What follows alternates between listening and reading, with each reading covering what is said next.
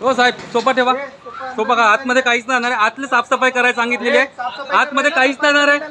सोपा इकडेच ठेवा तुम्ही. सोपा ठेवा. आतमध्ये काहीच नाही जाणार आहे. आतमध्ये नाही जाणार आहे काहीच. तुम्हाला साफसफाई सांगितली आहे ना. बाहर निकाल सोफा.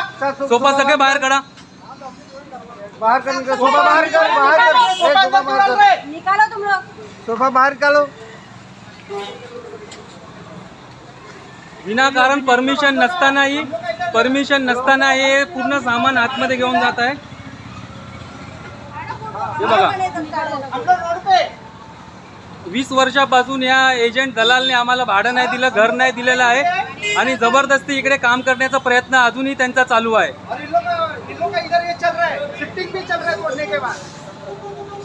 आम्हाला माननीय मुख्यमंत्री साहेबांकडनं आम्हाला विनंती आहे, आम्हाला याच्यामध्ये लवकरात लवकर न्याय मिळवून द्यावा. आम्ही यामध्ये 20 वर्ष झालेली आहे. आमची परिस्थिती बिकट झालेली आहे आणि आम्ही आता रस्त्यावर आलेलो आहे. तर त्यासाठी आपल्याला विनंती आहे की आम्हाला यामध्ये न्याय मिळणं. पोलीस संरक्षण हे जनतेसाठी असतं, पण हे बिल्डरसाठी का काम करतात हे आम्हालाही नाही माहिती.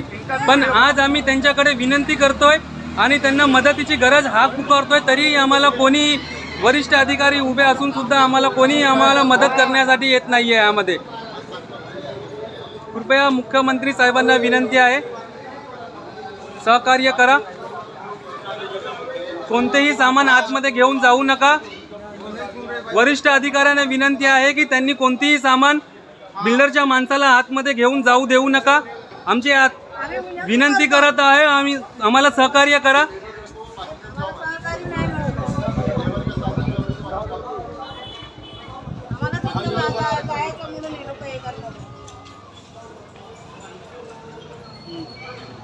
गरज असलेल्या माणसालाच आतमध्ये ठेवा, बाकी बिल्डरच्या माणसाला बाहेर काढा.